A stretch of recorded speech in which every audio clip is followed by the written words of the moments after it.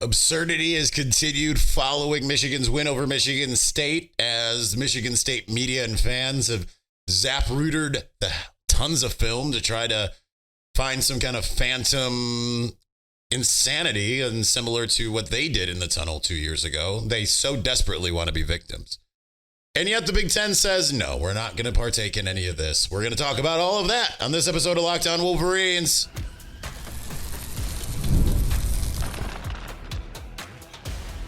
You are Locked On Wolverines, your daily podcast on the Michigan Wolverines, part of the Locked On Podcast Network, your team every day. Happy Tuesday. We are back and doing it. Locked On Wolverines podcast, part of the Locked On Podcast Network, where it's your team every day. I'm your man on the ground, Isaiah Hole, publisher of Wolverines Wire through USA Today Sports Media Group. And, there's a reason why I always say that the Michigan State week is my least favorite week of the year. And I should say it's my least favorite month of the year, because it never can just be like self-contained within the week and that it exists, right? It's always got to have some kind of extracurriculars and all of that kind of stuff. And it's always got to have, it doesn't even take these physical altercations that happen that require a bunch of just hand wringing and ridiculousness from either or both fan bases. But it just happens every year. Last year, thankfully, it was pretty much self-contained to the week of, but it was, all the Connor Stallion stuff happened that week going into the game. And therefore, there was the whole, Alan Haller, AD of Michigan State, the player safety, and, we fear for this and all the kind of stuff that happened with that. The year before, obviously, was a guy taking off his skate and trying to stab Jamon Green with it, so to speak. The year before was weirdly kind of okay. Didn't come with all of that extra stuff. It was just, a big game and Michigan lost, and more so just kind of complaining about the refs in the aftermath, which I think warranted, but it doesn't necessarily change, the outcome. It's just more of the type of thing you do when you look at it and say, well, we could have won the game if this would have gone the way it was supposed to go. And you can't really be mad at that. It's just kind of part of the game, though. Same thing as really any game that has some questionable officiating. But this week, it's carried on afterwards due to, as we know, the entire MSU apparatus not only being upset about this post-game skirmish. Scuffle is really what it was. It was a scuffle. Don't even really want to say fight, but it was a scuffle. It was a little bit of a brouhaha, if you will. And you have some absurdity coming out of that. I know he follows me on social media. I'm not afraid to call him out, but Graham Couch from Lansing State Journal, I've met him before. We've had decent conversations.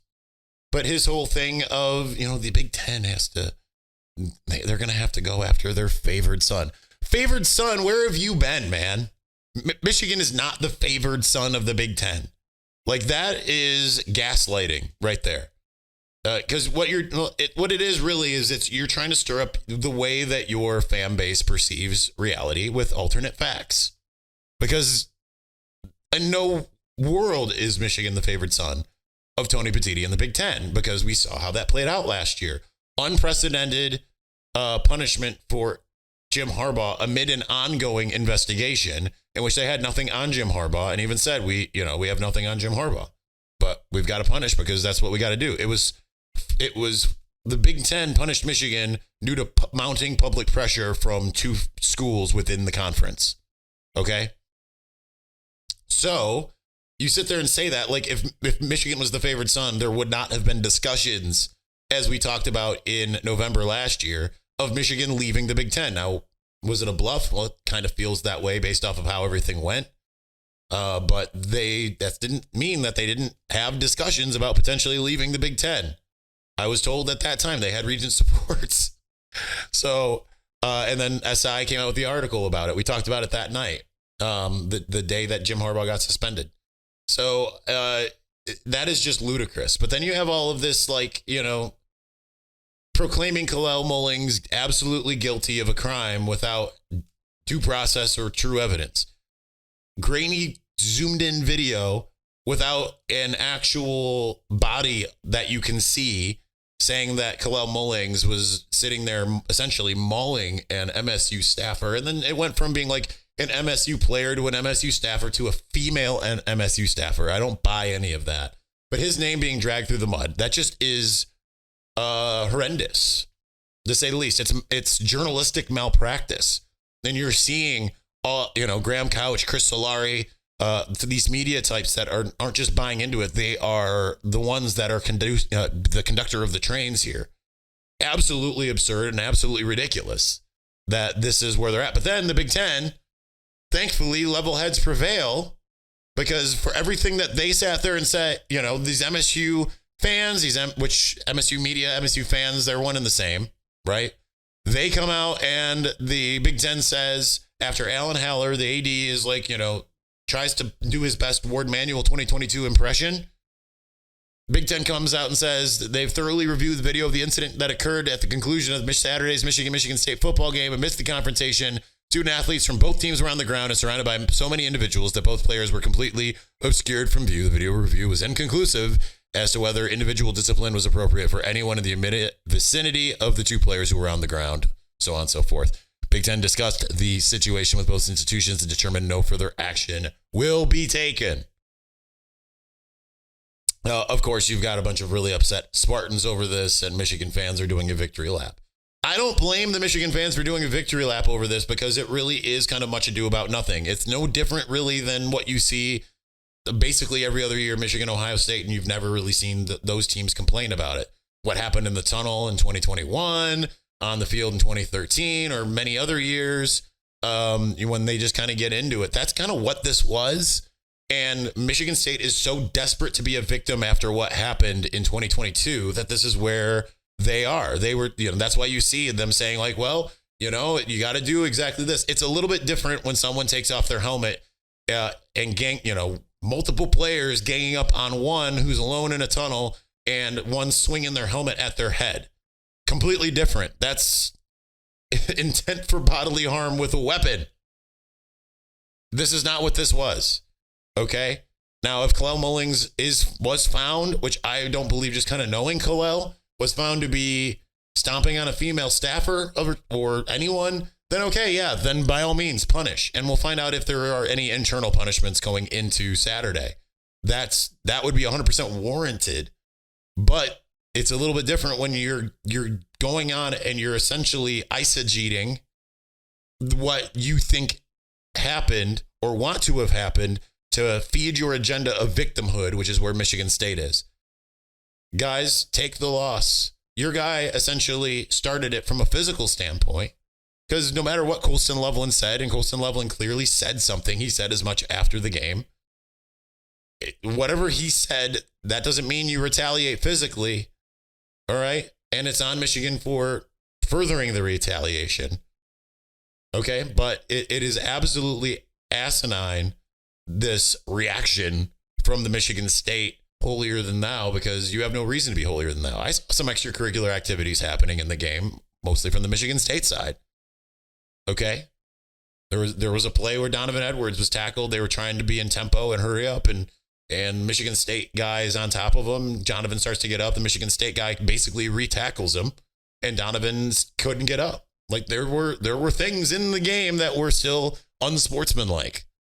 So stop acting like you are these shining lights on top of hills, because you're not. You just aren't. All right, we're going to continue talking about. Then I want to talk about Jack Tuttle retiring, medical retirement. We're going to do that here in just a moment. But before we do, Locked On Wolverines fans, it's time to recognize the Roy Player of the Week. So far this season, we've pooled over $20,000 to support players on Roy. Micro deposits lead to massive change. With the Roy app, you can direct your support to the athletes that you love, ensuring that all the funds go to the specific player that you choose. Unlike collectives, you know exactly where your support is going, and you even receive exclusive content like personal videos and updates after the season. The best part is risk-free. If the athlete transfers or doesn't deliver the content, you get your money back. This week, I'm supporting, for another week, we've done this a couple times, Colston Loveland. I pitched in $100, and I'd love for you to join me. Even $10 makes a difference. So let's show Colston the love and keep him connected to the school. Remember, pay today, celebrate tomorrow, and your support sets your team up for success. Plus, don't miss out on Roy's exciting giveaway. Win 2 tickets to a game in November. Plenty of amazing games coming up this month. Just download Roy. Download Roy. Create an account, enter the referral code Locked On, and you are entered. Already on Roy, well, any contribution to an athlete's campaign also gets you entered automatically. No purchase necessary, void where prohibited. Download Roy now and join the NIL game with no subscriptions and no fees. And be sure to check us out on Instagram, Facebook, X, at Roy_return on you for more info. Roy, support the players, change the game.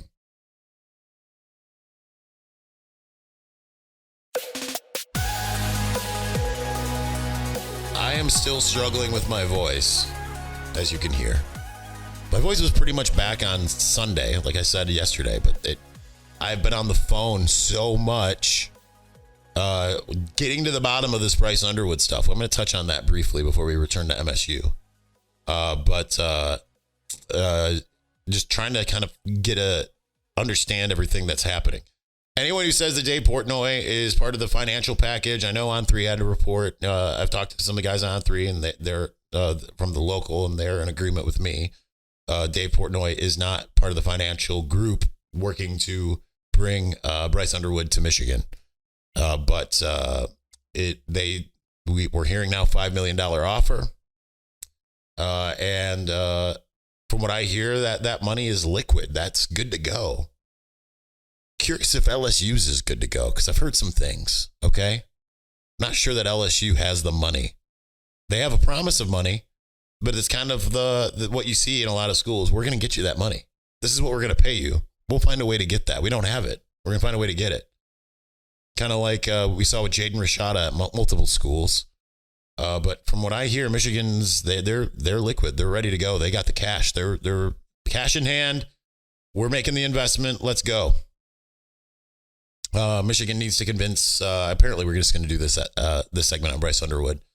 Michigan needs to convince Bryce of multiple things: quarterback development, trying to being able to get to where he wants to go. It's a little bit of an easier sell at LSU, even though JJ went 10th overall. I mean, LSU did have the Heisman Trophy winner. Michigan, obviously, schematically, does not necessarily look appealing. So you need to be able to make those arguments to Bryce and his family. But things are in motion, and that's good to go. That's good to know. And I think that Michigan's in a good spot. Like I said, 40% last. That percentage didn't come from me directly. That wasn't me saying it. That was someone that was close to the situation who said that their feeling at the moment is 40% towards Michigan. I question whether would you rather be in LSU's position where you are kind of trying to hold on for dear life, even if LSU tries to up the ante? Is that cash liquid? I don't know the answer to that. I've just been told that there are concerns there. And Michigan is determined to not be outbid by LSU. So no matter what happens, even if the price is being driven up, Michigan's going to exceed that. And that they've got the cash in hand. So that's good news for Michigan. And Michigan kind of is seizing the momentum. Now, Bryce is going to be visiting LSU for an official visit. I've been, that's at least the plan. He's got a game on Friday night at Belleville.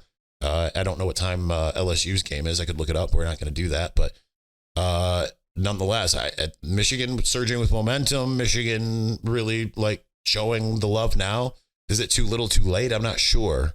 But they're in a good position. So that's good to know. And I've spent all of this time digging. Sunday, I was on the phone for 7 straight hours. I went from sounding completely normal earlier on Sunday to sounding like I do now. I was on the phone again for about 3 hours yesterday, trying to get to the bottom of all of this stuff and just kind of learning more and more. It's not dependent on one person coming through either. So that's the good thing. It's the collective is collective. So Michigan's getting its ducks in a row. And then that makes you question, if Bryce does flip, what are some of those players that could come along with him? Because there are players who have committed to LSU who committed there because Bryce Underwood. And some of them have Michigan interest. Derek Meadows, 5-star wide receiver. I'm not sure Philip Wright, he was committed to Michigan, 3-star wide receiver. Did he commit to LSU because it's the hometown school, or did Bryce Underwood have something to do with that? the fact that Michigan had Andrew Marsh at the game. And now there's a picture circulating. I'm assuming that's from Sam Webb of Andrew Marsh and Bryce Underwood embracing the fact that Michigan's got its heavy hitters and not even like he's got the heavy hitters going after it and being led by the top of the food chain tells you the seriousness. And that's one of the things that Michigan didn't used to always do. I can tell you about Donovan Edwards and his recruitment. I know that I got a lot of people mad at me, but I can tell you that one of the big problems with Donovan Edwards and his recruitment was that Jim Harbaugh was not the one talking to him. It was Matt Dudek and some of the assistant coaches. It took a lot of things that I was being told directly by people at West Bloomfield and Donovan himself that eventually turned that tide, because Nick Saban was more than willing to pull him out of class to talk to him, but Jim Harbaugh was MIA. So part of this whole Bryce Underwood thing that I think is really interesting is that Michigan's taking recruiting seriously, and the ramifications for it might not just be financial, but it could just essentially be a global shift in the perception of what Michigan recruiting is. And you can say like, okay, maybe I don't like that. I liked the transformational, not transactional, but how much are you going to be willing to be mired in the mud? Because some conversations that I've had, it's like you think about the fact that I understand he's a local guy, but if you are able to get a guy that would go to a SEC school to flip to Michigan and bring some of his buddies with him, that's a global paradigm shift in the eyes of recruiting and all of that stuff. The only problem is then you have to sustain it, right? It can't just be, you're not going to be able to just get away with it here and then go back to the old way. You're going to have to sustain it. But as I lament personally, the idea that I'm not going to Indianapolis in December, which is the only time that I really ever want to go to Indianapolis to begin with, then you realize like you have to be able to do these things to be able to continue doing the things that we were just enjoying. I had a blast every time getting to go to the Big Ten championship game. Getting to hang out with my colleagues and going out to dinner at St. Elmo's or Prime, whatever it was called, and going and getting cigars afterwards, like the camaraderie. And then even like that was fun. Just as fun was the day after the game when you get to go and interview the players and find out where Michigan's slated in the college football playoff and driving back and trying to join the Zoom call, all the things that come with it. And in order to be able to do those things again, because the Big Ten just got a lot harder, that game's going to be a lot more premier because it's not going to be Michigan against, Minnesota. Not that they played Minnesota, but it's not going to be that. Then suddenly you're going to be looking at Oregon. You're going to be looking at USC. You might be looking at Penn State. You might be looking at Ohio State again.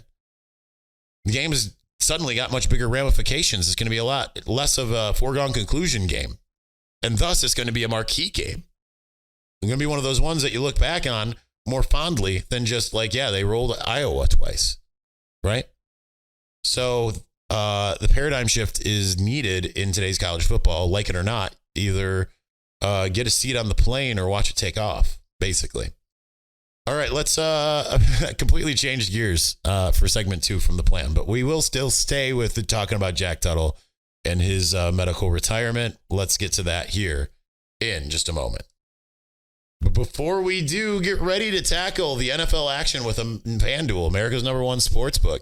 Because right now, new customers can bet $5 to get $150 in bonus bets if you win. The FanDuel Sportsbook app gives you everything you need to place live bets on the NFL all in one place. So when you get a hunch in the middle of a game, you can check out the latest stats, view live play-by-play, and so much more on the same exact page where you place your bets. Just visit FanDuel.com to join today. You'll get started with $150 in bonus bets if you win your first $5 bet. That's FanDuel.com. Never waste a hunch and make every moment more with FanDuel, an official sportsbook partner of the NFL.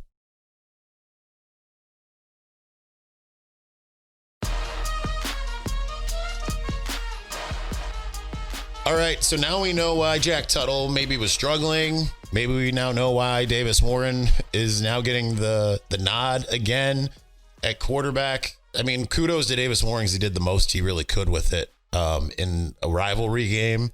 Going to be much more difficult against an Oregon defense that's a bit better than MSU, of course. I do want to look that up, but it's but Jack Tuttle retires due to getting his 5th concussion, having UCL issues with his throwing arm, all that kind of stuff.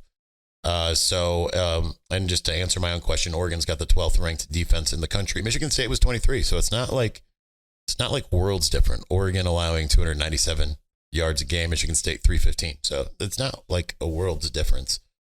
But nonetheless, we were really hard on Jack the last couple of weeks, and despite the injury, I think it was deserved for the sense of play on the game. But that doesn't mean that's hard feelings ever.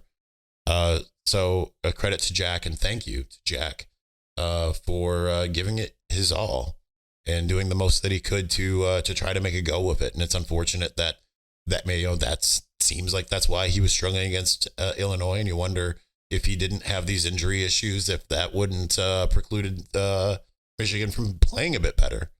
And he could have been the answer, because it was kind of jarring and shocking that he was really struggling in that game the way that he was. And it makes all the sense in the world. And now he says he's going to get into coaching. You hope that starts at Michigan, that they give him that opportunity. I'm sure it will. But it's always too a shame a guy that's number 110 in the country, whether it was at Utah or Indiana or here in Ann Arbor. I say here, I'm in Fenton, but you know what I mean. To the fact that he never really was able to reach that level that he had hoped to. And I think about that all the time. I talked to Brandon Peters on the sidelines at the Michigan MSU game. And, he's in the workforce. He's not obviously in the NFL. And it's always sad to know, like, guys that had that, had those stars in their eyes and thinking like, this is what I'm going to be able to do. And, you're rated highly and all that stuff when it doesn't work out for him. So it is sad to see that. But certainly Tuttle was a stabilizing force in that locker room in a lot of ways, being an elder statesman. And I'm sure that he will still be heavily involved in what Michigan's doing, I would imagine. And even if he's not, you have to think of for him to be a veteran guy that came in and knowing that he wasn't going to be playing behind J.J. McCarthy, and that he was going to do that with no knowledge that he was going to get another year of eligibility, and that he was going to be able to that he was just there to essentially be a glue guy. So that's kudos to him. That's a selfless act, essentially, because certainly he could have, as a guy who had gotten some starts at Indiana, had a pretty good showing in 2022 in his sole appearance. Really, he really probably could have gone any number of places and chose to come and just be a glue guy. So it says a lot about his character, and it says a lot about who he is as a man. So it is disappointing to see things not working out. But that also means that Michigan, as far as where Michigan goes from here, to look at both sides of things, obviously you've got Davis Warren, you've got Alex Orji. That makes you wonder, with 4 games left, will we see any Jaydn Davis? I wouldn't bet on it, considering the competition that Michigan has. But do they now gonna get him involved in the rotation and practice and see, like, hey, maybe he can do something. Maybe they work something out and say, all right, we're going to give you some series against Ohio State, work out some things very specifically for that, because that's kind of where Michigan is quarterback wise. This isn't something I would advise. Keep that in mind. There's no world in which I would sit there and say, you need to have 3 quarterbacks ready to go that are all good at different specific things. But Michigan clearly is not in a place where it can right now trot out any one guy and say, that's our man, and he's going to carry us one way or the other. They need basically all hands on deck. And if, we know Davis can do some things better than Alex. We know Alex can do some things better than Davis. If Jaydn Davis can do some things better than both of them, one way or another, listen, by that time that game rolls around, week 14, Jaydn Davis will have been here for just about a calendar year. As an early enrollee who started getting involved in bowl preps. That makes you wonder if there's anything that can be had there. Now, I have no inside info. I'm just spitballing here. But if I was Michigan, I would sit there and look and see, is there a part of his skill set that could be useful in any of these upcoming 4 games? And particularly, you'd like to get him out there outside of going to Columbus, but clearly he's going to be that guy. I know people ask what happened to Jaden Denegal. Well, the fact that he hadn't traveled or anything kind of tells you everything that you kind of unfortunately need to know, that he's not really an option. But it would be curious this, especially if Michigan brings in Bryce Underwood and makes things that much more complicated in the quarterback room, because, you suddenly are telling Jaydn Davis, you better step up right now if you want your shot. So I'll be curious to see if they've got something figured out for him.